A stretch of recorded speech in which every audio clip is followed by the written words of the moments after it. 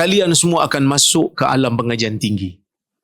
Kalau zaman kami dulu, kalau zaman saya dululah masuk universiti, kekangan kami SMS. Yang mengganggu kami ni SMS dan cyber cafe. Kan? Ini zaman Dr. Razak, zaman Ustaz Isham, zaman kita dulu. Zaman Datuk Mufti rasa internet belum ada lagi kot.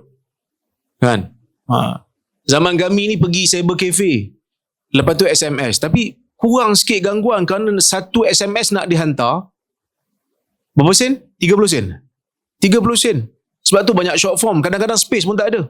Sebab kita nak jimatkan ruang. Sekali hantar, semua mesej kita nak hantar. Sebab satu kali mesej hantar, ada kos yang perlu dibayar. Tapi hari ni, cabaran itu lebih dahsyat. Bukan sekadar boleh hantar mesej dengan kadar yang murah, boleh buat video call. Wi-Fi percuma. Ini adalah cabaran untuk anak-anak yang akan masuk ke pengajian tinggi. Cabaran ini perlu untuk kita ada disiplin supaya kita tak hanyut. Saya melihat tidak sedikit daripada pelajar yang cemerlang dalam SPM, tetapi bila masuk pengajian tinggi tak boleh nak fokus. Tak boleh nak jadi pelajar yang baik. Berlaku kejutan budaya kat dia. Itu belum lagi cerita tentang couple. Kadang-kadang sampai terjebak. Kan? Dia mungkin baca hadis Bukhari. Nabi SAW berkhaluat di Gua Hira. Dia tak khaluat kat Gua Hira, dia khaluat dengan anak dara orang. Ini musibah.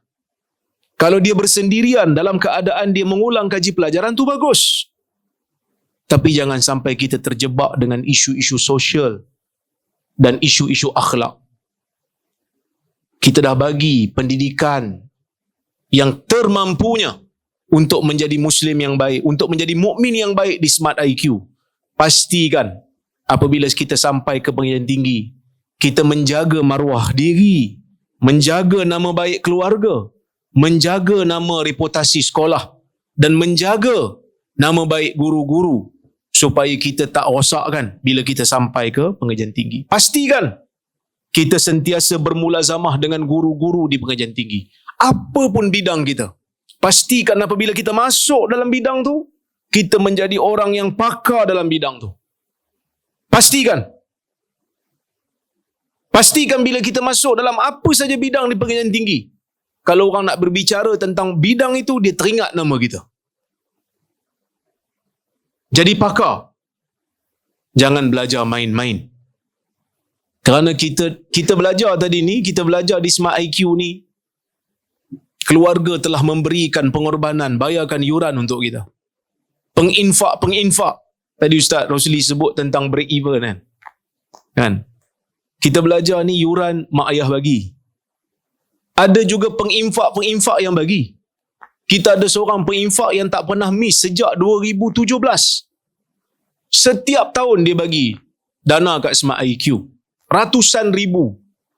Jadi jangan hampakan orang-orang yang membantu Smart IQ ni. Amanah berada di atas bahu kita untuk kita bawa nama baik Smart IQ, untuk kita sumbangkan semula kepada masyarakat. Kita mungkin bukan datang daripada keluarga yang kaya, tapi setidak-tidaknya kita membawa kekayaan ilmu. Dalam hadis riwayat Al-Imam Tirmizi, Nabi SAW menyebutkan, fadlul alim, inna fadlul alim ala al-abid ka fadli ala adnakum, atau kama qala. Hadis riwayat Tirmizi.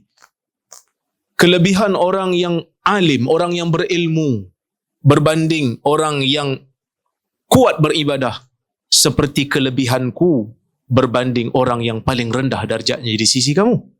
Dalam hadis Nabi SAW juga menyebut, innallaha wa malaikatahu wa ahlas samawat wal ardin hatta namlah fi juhriha wa hatta al-hut la yusalluna ala muallimin nasi khaira, atau kama qala.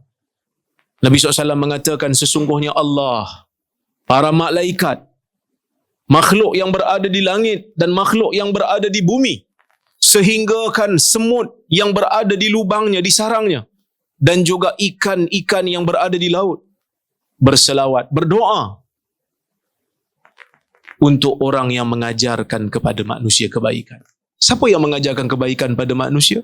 Yang mengajarkan kebaikan pada manusia ini adalah orang-orang yang mengajar sesuatu yang bermanfaat kepada manusia yang lain. Sesuatu yang bukan maksiat kepada manusia lain.